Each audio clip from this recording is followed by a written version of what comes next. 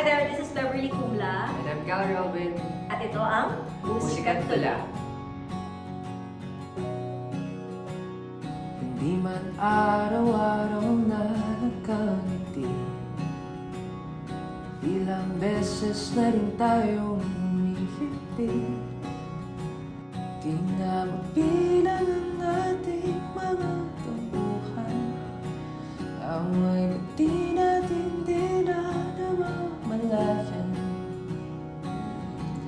Heto tayo, ngunit sa huli palagi babalik pa rin sa yakap mo. Hanggang sa huli palagi pipiliin kong maging sa'yo. Ulit-ulit di man nais kong malaman mo iyo ko. Palagi na hindi man tayo madalas magkasundo at sa maliliit na bagay tayo gumugulo. Ikaw sa paghugas, ako sa pagluto. Kapag nakaligtaan ay umiinit na ang ulo. Hindi ito tungkol sa patibayan, tungkol ito sa patagalan, sapagkat ayos lang sa akin na mainis ka araw-araw. Basta lagi lang akong may pinipili na ikaw.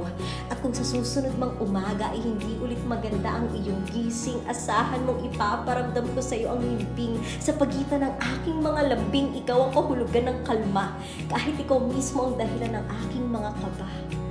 Heto tayo sa huli palagi babalik pa rin sa yakap mo. Hanggang sa huli palagi pipiliin kong maging sa'yo. Ulit-ulit di man nais kong malaman mo iyo ko.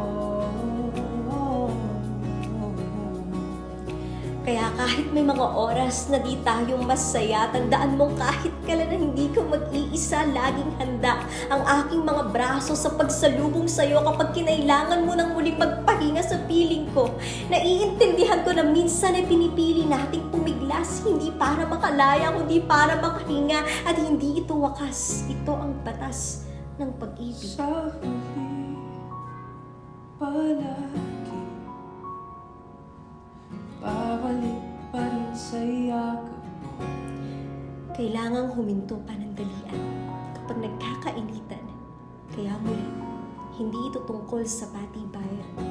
Tungkol ito sa patagalan. Ulit-ulit di man nais kong malaman mo iyo ko. Na kahit mahapdi, tayo pa rin. Palagi.